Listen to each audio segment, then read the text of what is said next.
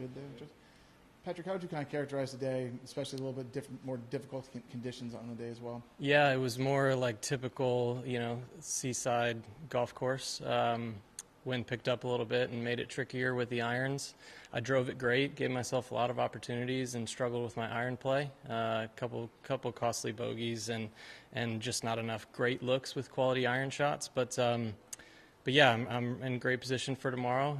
I know that starting the weekend near the lead, it's a really long 36 holes, and so I'm just trying to stay as patient as I could today, and it's going to take a good one to go win it tomorrow. We've talked a lot over the years, still looking for that first win. Is there something you feel like you've learned recently that might help you, maybe get over that hump? Yeah, I'm just trying to get my game as good as it can possibly get. I've tried to get my focus to be a lot more internal. I feel like both the process and the reward of playing this game competitively is more about the internal process and the internal struggles. Those create the outcomes. So I'm trying to bring the best version of myself to the golf course each and every day. Each day feels like it asks a different question of you.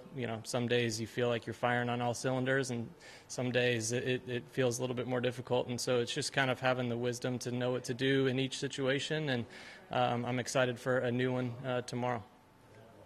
Kind of turn the clock back to 2018 here when he lost to Charles Howell in the playoff. At the time, what was the feeling like for you? I mean, you're still relatively new on tour. Did you think at that time that you'd be knocking on the door more often and break it down? At the time, I felt like it had been a really long time on tour and a really long time that I hadn't won, and so yeah, I felt very ready for my opportunity there. And so yeah, it's just unfortunately in this game you can't control the outcomes. I really try hard to control the outcomes, but it doesn't work. So yeah, I need to be the best version of myself that I can be. Look to build a really quality golf game, and trust that that's going to give me the most opportunities throughout the season. I think anytime you do transcendent things early in your career as an amateur, it's kind of a blessing and a curse, right? Because you have to then hear all this time about how you were a stud in college and amateur golf. Was there a particular moment or person that maybe helped you realize that none of that really matters? Yeah, everyone's on their own journey. For me, a lot of my sort of understanding at this point of my career has been through failure and through trial and error. Kind of learned a lot of lessons the hard way.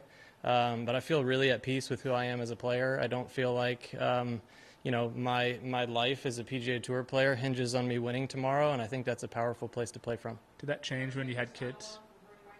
Say that again? Did that change when you had kids, or? Yeah, having kids definitely puts more things in perspective. It gets me a lot of balance on the off the golf course. But in some ways, I'm desperate to perform and be the best I can be for them. And so, yeah, it's given me kind of a renewed purpose and passion for my career, but also sort of a balance of perspective that there are a lot of other important things in life. Thanks, Patrick. Thanks. How the kiddos doing?